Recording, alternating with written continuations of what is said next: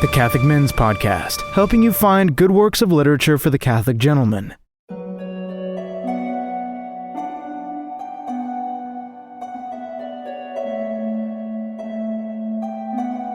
The Problem of the Hooded Pilgrim, taken from the Golden Legend, Readings on the Saints by Jacobus de Voraigne.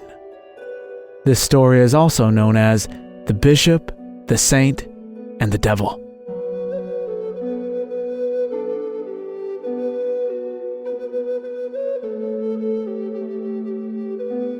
There was once a truly devout bishop who venerated St. Andrew above all other saints. He began whatever he was about to do with the invocation, "To the honor and glory of God and St. Andrew."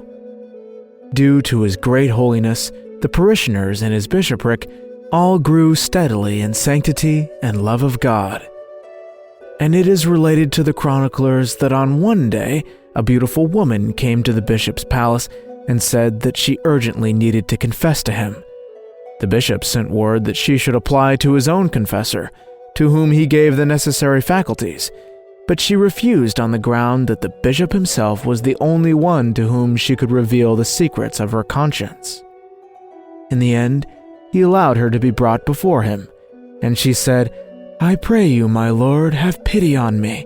Young as I am, as you can see, tenderly nurtured, and of royal blood, I have come here alone and in the garb of a pilgrim. My father, a mighty king, wanted to give me in marriage to a great prince, but I told him that I held marriage in horror because I vowed perpetual virginity to Christ. I could never consent to be married, no matter how high of birth my spouse was to be. With the choice of either yielding to his will or suffering dire punishment, I got away secretly, preferring to live in exile rather than break my faith with my spouse. The fame of your sanctity had come to my ears, and I have sought refuge under the wings of your protection, hoping to find a place with you where I might enjoy the secret silence of holy contemplation, avoid the pitfalls of life, and escape from the disorders of the noisy world." The bishop, admiring her noble story as well as her fervor and eloquence, answered her kindly, "Be reassured, my child, and have no fear. He for whose love you have given up everything, yourself, your kin, and all your possessions, will heap graces upon you in this life and the fullness of glory in the next. I, as his servant, offer you all that is mine. Please choose wherever you wish to dwell, and today I invite you to dine with me." "Oh, good and humble father," she replied, "Your Excellency, do not ask this of me. It might stir up some suspicion that would damage your good name." "Not at all," said the bishop. "There will be others present. We shall not be alone. There cannot be the slightest suspicion that there is anything amiss." So the bishop, the woman, and the rest of the company went to the table, the woman seated facing the prelate, and the others on either side. The conversation was extremely elevated and very absorbing, and no one noticed a pilgrim who came pounding on the door and loudly demanding admittance. As no one opened to the stranger, and the noise from outside increased, the bishop asked the woman whether she would mind if the pilgrim was allowed to come in. The lady looked fearful, and then replied after some thought, "Shall we propose a very difficult question to him? If he can give a satisfactory answer, let him in.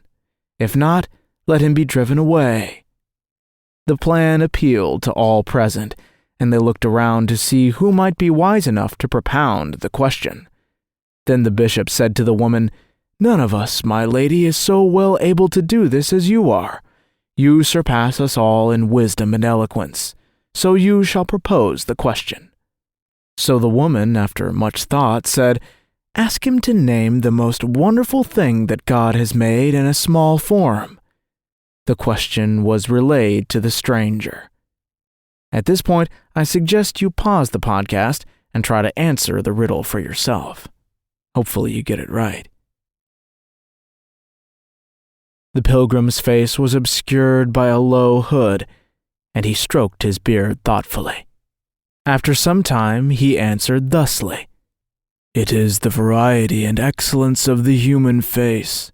For among so many human beings from the beginning of the world to its end, no two could be discovered whose faces resembled each other in every respect, or ever will be.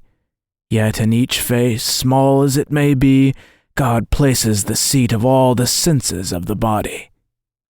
This solution, when relayed, pleased the company very much, and they said, "This is a true and excellent answer." Then the woman said, "Let us propose a second and harder problem, so that we may better gauge his knowledge. Ask him at what point earth is higher than the heavens." The porter, repeating the question over and over to himself so that he wouldn't forget, dutifully stomped down the many flights of stairs to the door. He then relayed the question, to which the mysterious stranger replied, "It is in the empyrean heaven, for there the body of Christ resides, and the body of Christ is higher than any heaven, yet it was formed of our flesh, and our flesh was made of earth. Therefore at that point earth is higher than the heavens." Hearing this, the company applauded the stranger's wisdom. But the woman, looking even more fearful, spoke again. "We shall give him one more question. This one far more difficult, most obscure, harder to solve than any other could be. This will let us plumb the depths of his knowledge. If he has the answer, he is indeed worthy to sit at the bishop's table. Ask him, therefore, how far it is from earth to heaven." The porter, as aforementioned, again went down the many flights of stairs, this time sighing at his plight. But he remembered the riddle, and asked the pilgrim, "How far is it from earth to heaven?" The pilgrim's reply to the messenger was, "Go back to the one who sent you to me, and put that question carefully to him. He knows the answer better than I do, and can answer it better, because he traversed the distance when he fell from heaven into the abyss. I never fell from heaven, and so never measured the distance. He is not a woman, but the devil, who took on a woman's likeness." The messenger, frightened by what he had heard, hurried to report it to those inside. They sat stunned and bewildered by the message, but the ancient enemy vanished from their midst.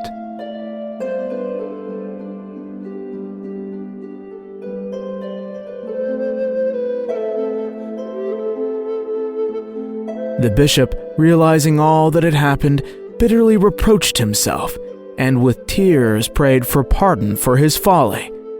He sent the porter to bring the pilgrim into the house, but the stranger was nowhere to be found. Then he called the people together, explained to them everything that had happened, and asked them to fast and pray that God might deign to reveal the identity of the stranger who had saved him from so great a danger.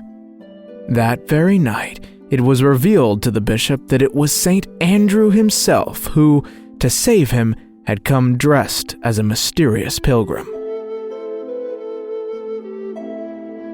Thereafter, you can be sure, the bishop was more devout than ever in his veneration of this holy apostle.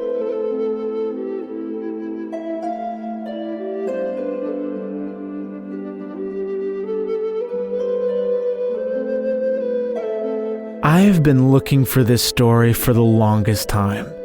I was first told it when I was about 10 years old by my good friend Mr. Elias Bartell, and I was never able to figure out where he got it. I felt such a fool when someone told me that it was actually in the second chapter of the Golden Legend, which I had just haphazardly skipped. I've read the Golden Legend so many times on this podcast before. But anyway, now I finally got it out of my system, and I hope you got all the riddles right, and you guessed who was the devil and who was the saint. Thank you so much for listening, and Godspeed.